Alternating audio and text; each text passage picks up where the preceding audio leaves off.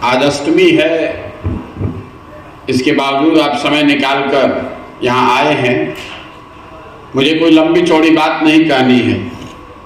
जैसा वशिष्ठ भाई बता रहे थे, पिछले कुछ महीनों से जब हम पैदल चल रहे हैं तो शिक्षक समुदाय के लोग हमसे मिलते रहे हैं अपनी समस्याओं को लेकर। आपकी पीड़ा रही है कि जिन दलों को, जिन नेताओं को आपने वोट किया, जिनकी मदद की, वो आज शिक्षकों के लिए वो कुछ नहीं कर रहे। हम 2015 में बिहार आए थे। उस समय मैंने देखा था कि शिक्षक समुदाय पूरी तरीके से भाजपा के साथ है। उस समय सुशील कुमार मोदी जी ने, तब भाजपा के नेता थे वो, उन्होंने आपको आश्वस्त किया था कि आपके वर्षों से बड़ी लंबित जो मांगे हैं उसको वो पूरा करेंगे। उसी आश्वासन के आधार पर आपने भाजपा को बड़ी मजबूती से मदद भी की। लेकिन दुर्भाग्य ही कह लीजिए आपका, या बिहार के लोगों के नज़रिए से एक तरह से अच्छी बात कि आपने जिसको वोट दिया वो चुनाव हार गए। भाजपा वाले चुनाव हारे तो आप लोगों को ऐसा लगा कि भाई अब तो महागठबंधन की सरकार है। नीतीश कुमार ने कहा हुआ है कि हम कुछ भी हो जाए शिक्षकों की बात नहीं मानेंगे। तो आप 2 साल के लिए ठंडे पड़ गए कि जब भाजपा आएगी तभी सुधरेगा। लेकिन संयोग ऐसा देखिए, नियति ने भाजपा को सत्ता में आने का अवसर दिया और 2015 में विपक्ष के नेता होने के तौर पर सुशील मोदी जो हल्ला करके चिल्ला कर कह रहे थे कि हम शिक्षकों का काम करा देंगे, 2017 में जब वो उप मुख्यमंत्री बन गए तो उन्होंने आपकी कोई चिंता नहीं की। और 1-2 दिन नहीं, 2017 से लेके 2022 तक भाजपा यहाँ सत्ता में थी। यहाँ पर भी सत्ता में थे, दिल्ली में भी सत्ता में थे। सुशील कुमार मोदी जी उप मुख्यमंत्री थे 20 तक। इसके बावजूद आपका काम नहीं हुआ। जब काम नहीं हुआ तो आप लोगों ने गुस्से में या सोच समझ के ये निर्णय लिया कि अब हम लोग आरजेडी का तेजस्वी यादव का मदद करेंगे। ऐसा आपने इसलिए किया कि सुशील मोदी की तरह ही तेजस्वी यादव ने आपको कहा कि हम अगर 20 में जीत कर आ जाएं तो हम शिक्षकों का सारा जो काम है वो कर देंगे। आपने फिर वही गलती दोहराई जो आपने 2015 में की थी। किसी के कहे पर जाकर फिर आपने वोट दिया।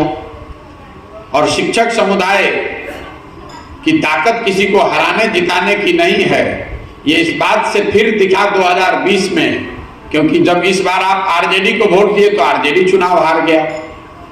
तो पहली बात तो आप ये समझिए कि शिक्षकों की ताकत इतनी है नहीं जितनी आप समझते हैं।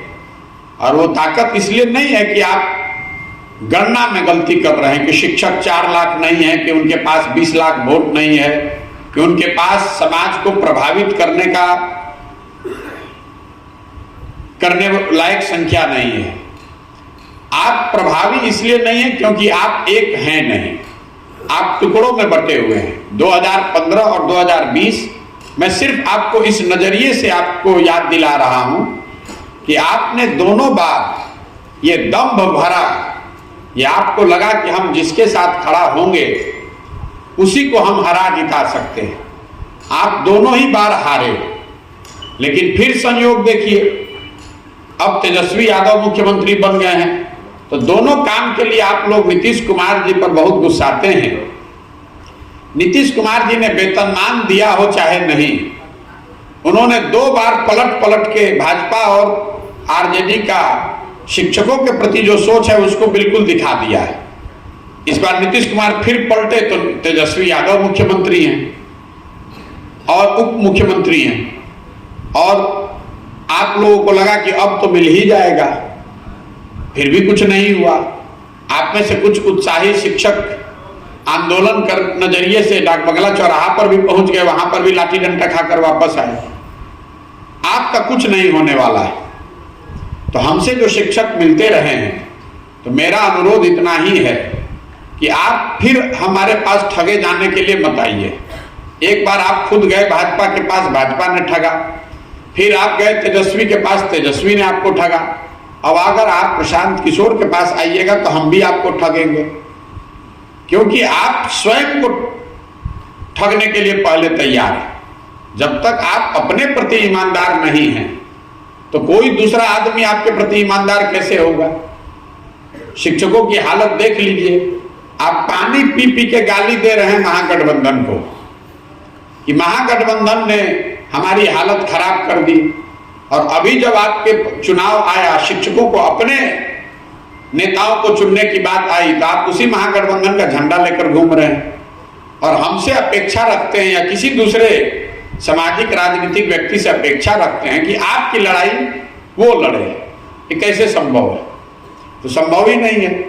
जब आप अपनी लड़ाई नहीं लड़ना चाहते हैं तो हम आपकी लड़ाई क्यों लड़े? और अगर लड़ेंगे तो भी हमको सफलता नहीं मिलेगी। जैसे आपको 2015 में सफलता नहीं मिली, 2020 में सफलता नहीं मिली, वैसे अगर हम भी आपकी लड़ाई लड़ेंगे तो उससे आपको सफलता नहीं मिलेगी। आपकी सफलता इस बात में छुपी हुई है कि आप कितने एकजुट हैं। तो आप लोग 4 लाख शिक्षक हैं, 19 संगठनों में बटे हुए हैं। हमसे जो लोग सुझाव मांगने आ रहे हैं तो हमने एक ही सुझाव दिया कि सारे संघ के जो लोग हैं, शिक्षक नेता हैं, वो एक साथ आ जाएं, एक समन्वय समिति बना लीजिए। हम लोगों ने देश में देखा है, किसानों ने ये करके दिखाया। 18 अलग अलग संगठनों ने एक संघर्ष समिति बनाया और नरेंद्र मोदी की भाजपा की मजबूत सरकार को एक बरस में झुका कर दिखा दिया। तो अगर 18 किसान संगठन ये काम कर सकते हैं तो 19 शिक्षक संगठन भी ये काम कर सकते हैं। उनको मैंने सुझाव भी दिया। आप लोगों ने पहले एक समन्वय समिति बनाया भी था, वो चला नहीं, क्योंकि जिनको आपने समन्वय समिति का नेता बनाया वही लोग सरकार से समझौता करके आपके हितों को बेचकर निकल गए। तो शिक्षकों ने यह बताया कि भैया संघ तो बन नहीं सकता है, क्योंकि यही लोग नेतागिरी करते हैं, इन्हीं लोगों ने शिक्षकों को बांट रखा है, ये कभी एक साथ नहीं होंगे। तो हमने दोनों विकल्प रखा है कि या तो आप सारे संघ के जो नेता हैं वो आपस में बैठिए, एक संघर्ष समिति बनाइए, और मैं आपको सलाह देता हूं जिससे कि आपका काम, आपका संघर्ष सफलतापूर्वक किया जा सकता है। अगर ये समझ में आए तो बहुत अच्छा है, नहीं समझ में आता है तो दूसरा विकल्प ये है कि संघों से ऊपर उठ के सारे शिक्षकों को एक साथ किया जाए। जब पहली बार हमारे पास कोई 1200-1500 शिक्षक एक साथ आए और उन्होंने ये कहा कि भैया संघ है, साथ में आगे चाहे ना, हम लोग सब आपके पीछे चलने को तैयार हैं, आप हम लोग का लड़ाई लड़िए। तब हमने आपको ये कहा कि हम ये कैसे मान लें कि आप हमारे साथ चलिएगा?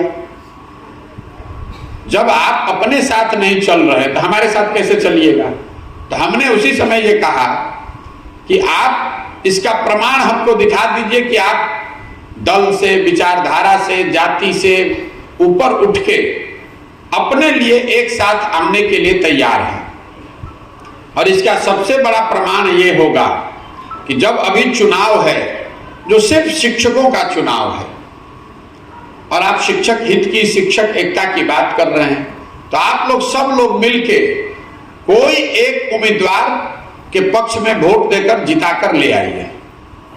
हमने आपको ये नहीं कहा है कि आप किसको वोट दीजिए, हम आपको ये कह रहे हैं कि अगर आप कह रहे हैं कि ये दोनों दलों ने आपको ठगा है तो कम से कम उन दोनों को वोट मत दीजिए।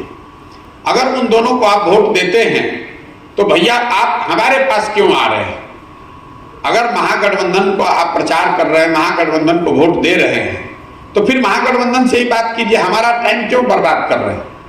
हमको शिक्षकों के भरोसे हम नहीं हैं, हमको आपका वोट लेके चुनाव नहीं लड़ना है।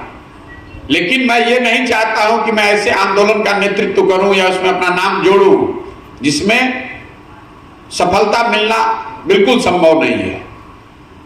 आप एक साथ हो जाइए, हम आपका आंदोलन करने को तैयार हैं।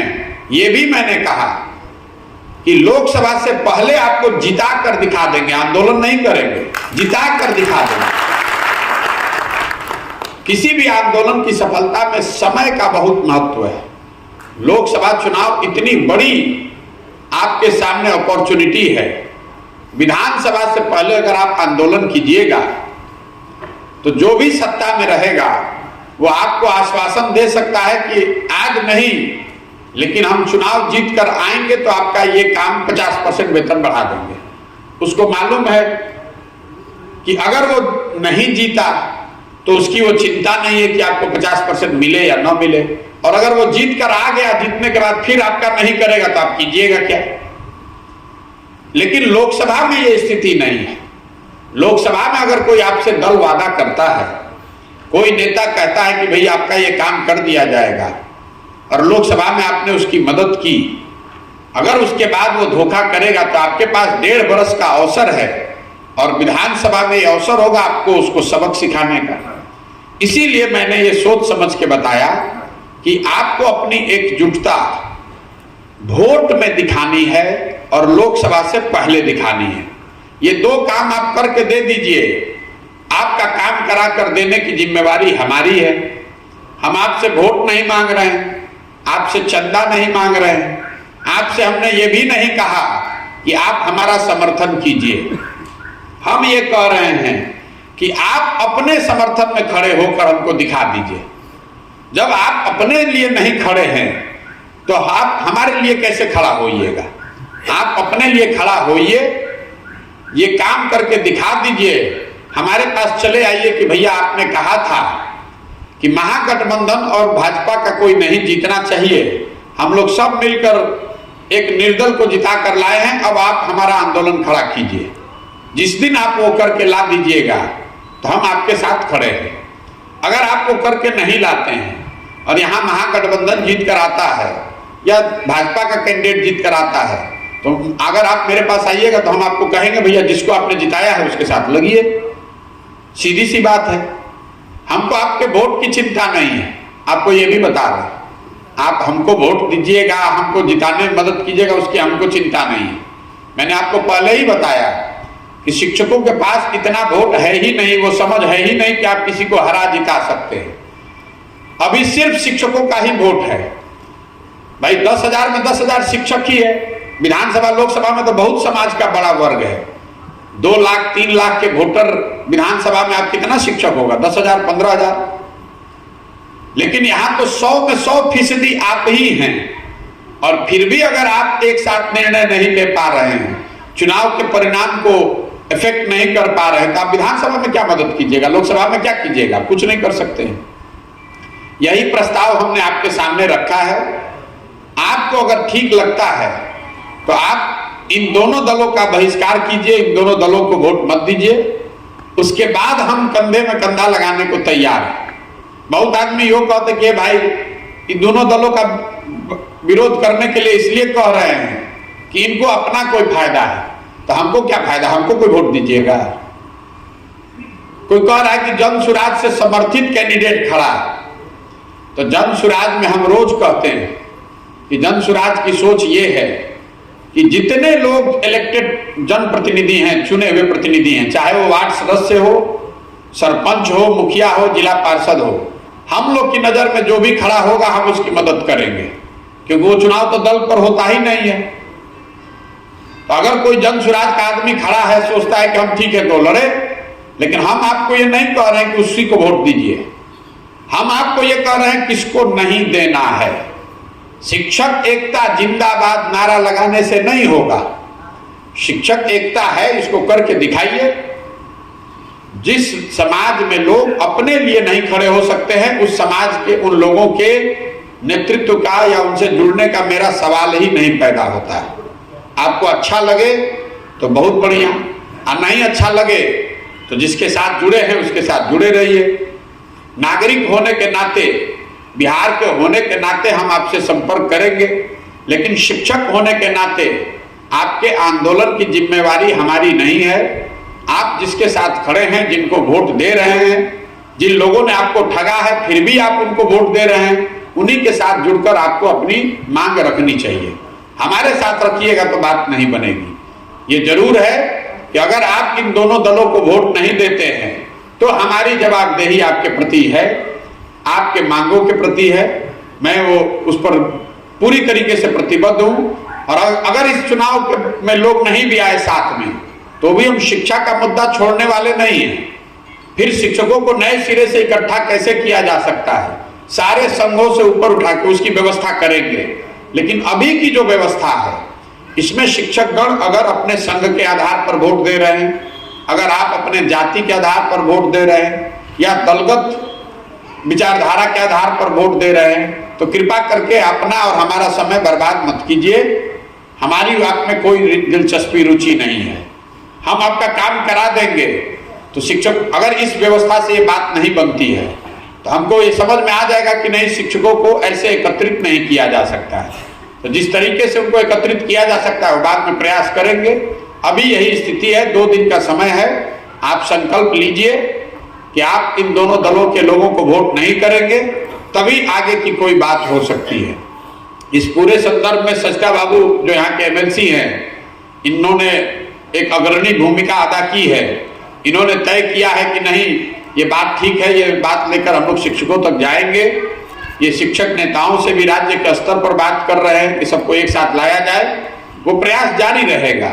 लेकिन ये जो अभी उपचुनाव हो रहा है, ये कोई पहले से चुनाव है ऐसी बात तो है नहीं, उपचुनाव हो रहा है और कोई दूसरा चुनाव से हम लोग का कोई रुचि नहीं है।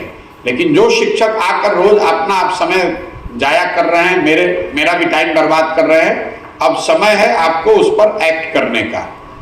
नेता जो है वो वोट की बात समझता है, आपके भाषण को नहीं समझता है। आप भाषण में जितना गाली दे दीजिए, जितना हो हल्ला मचा लीजिए, नेता को जाकर 2 थप्पड़ मार भी दीजिए, जब तक आप उसको वोट देते रहेंगे उसको कोई फर्क नहीं है। तो आप लोग 5 वर्ष हल्ला मचा रहिएगा, धरना पर बैठिएगा, लेकिन वोट जाकर जाति के आधार पर, विचारधारा, दल के आधार पर उन्हीं को दीजिएगा। तो मेरी अपनी समझ ये है कि आपको उसका कोई लाभ मिलने वाला नहीं है। जिन लोगों को भी लग रहा है कि हमारे पास ऐसी कोई विद्वता है कि हम सलाह देकर किसी को जिता हरा सकते हैं, तो भैया सलाह आपको हम दे रहे हैं। मानना नहीं मानना आपके हाथ में है। आप स्वयं से शिक्षक हैं, जब आप बच्चों को पढ़ाते हैं, आप तो पढ़ा ही सकते हैं। वो बच्चा कितना पढ़ता है, कितनी ईमानदारी से पढ़ता है, उसी पर निर्भर करेगा कि उसको नंबर कितना आएगा। आपके पढ़ा देने से क्लास का हर बच्चा तो फर्स्ट नहीं आ सकता है।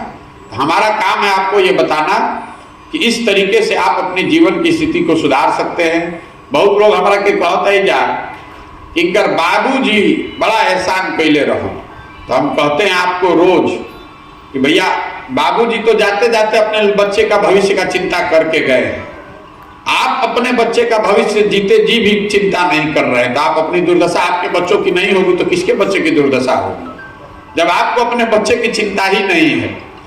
कोई कह रहा है कि भैया 5000 रुपया लेके वोट दे दिए, तो हमने अभी एक पिछली बैठक में कहा कि शिक्षक कितना बेवकूफ है ये तो नहीं हम जानते थे कि 5000 रुपया के चक्कर में, अगर आप 10,000 20,000 रुपए के चक्कर में अगर आप 5 लाख का वेतनमान छोड़ना चाहते हैं, तो आपसे बढ़िया होशियार तो कोई आदमी नहीं है कि आप 20,000 रुपया लीजिए और 5 लाख का वेतनमान छोड़ दीजिए। मैंने ये भी आपको बताया कि भाई अगर आकर कोई पैसा दे रहा है तो पैसा ले लीजिए, आप गुरु दक्षिणा समझ के उसको जेब में रखिए। पैसा वो तो लूटिए के ना लाया है, कोई गाँव बेच के तो लाया नहीं है, लेकिन जाकर चिचरी खींचिए ठीक जगह पर। जो पैसा दे रहा है पैसा लीजिए, रोक मैं बिल्कुल नहीं रोक रहा हूँ। इसलिए नहीं रोक रहा हूँ कि जो लोग भी पैसा बांट रहे हैं वो समाज के नाम पर कलंक हैं। वो शिक्षकों को 2000 4000 में आपका उन्होंने भाव लगाया है 5000 रुपया, तो आपकी ये जवाबदेही है कि 5000 रुपया लेकर न बिकिए, ताकि आगे किसी की हिम्मत न पड़े आपका भाव 5000 रुपया लगाने का। नहीं, अगर 5000 रुपया आपने अपना भाव लगाया है तो इसके आगे की अपेक्षा भी मत रखिए। जो भी नेता आएगा वो यही समझेगा कि भाई शिक्षक लोग कितना हल्ला मचाइए, जब 5000 रुपया देवो अपने आप आके वोट दे दिया जाए। तो आपको अपना भाव खुद ही लगाना है।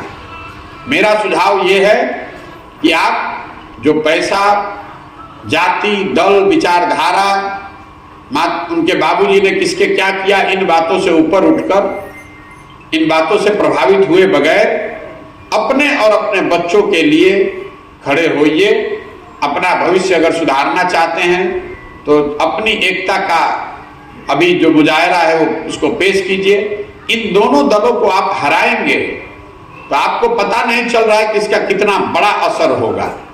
ये दोनों दल जिस दिन हारेंगे उसी दिन आपके आंदोलन का बिगुल बजेगा, क्योंकि लोग अपने आप समझ जाएंगे, वो दोनों दल ये समझ जाएंगे कि बिहार में पहली बार शिक्षकों ने एकजुटता का परिचय दिया है।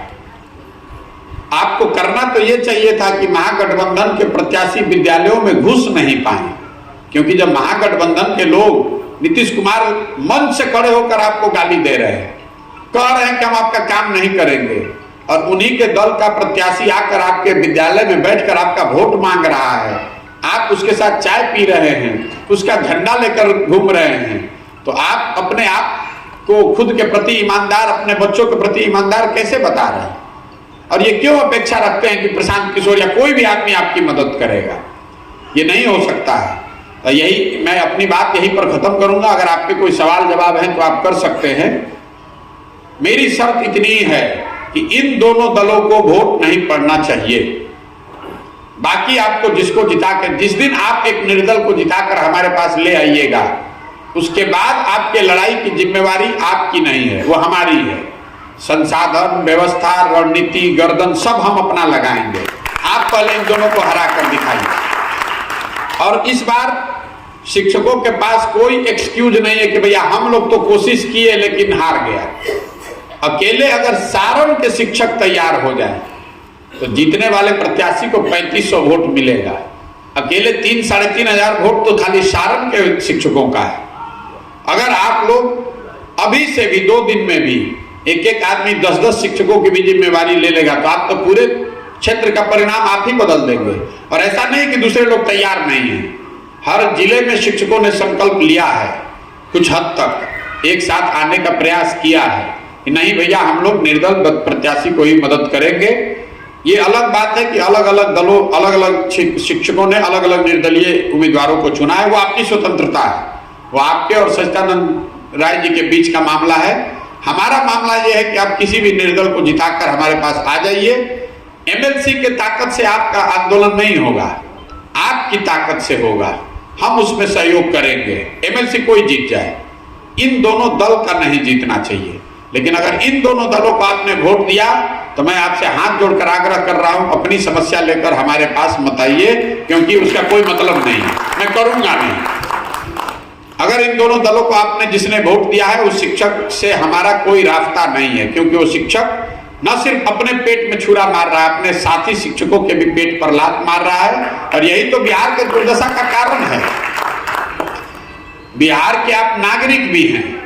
बिहार में हम लोग गांव गांव में जन सुराज में अभियान क्या चला रहे हैं कि भाई आपकी जो समस्या है, आपके बच्चों की जो समस्या है, आपके बच्चों की शिक्षा और रोजगार आपके लिए चिंता का कारण है, तो आप इन विषयों पर वोट कीजिए।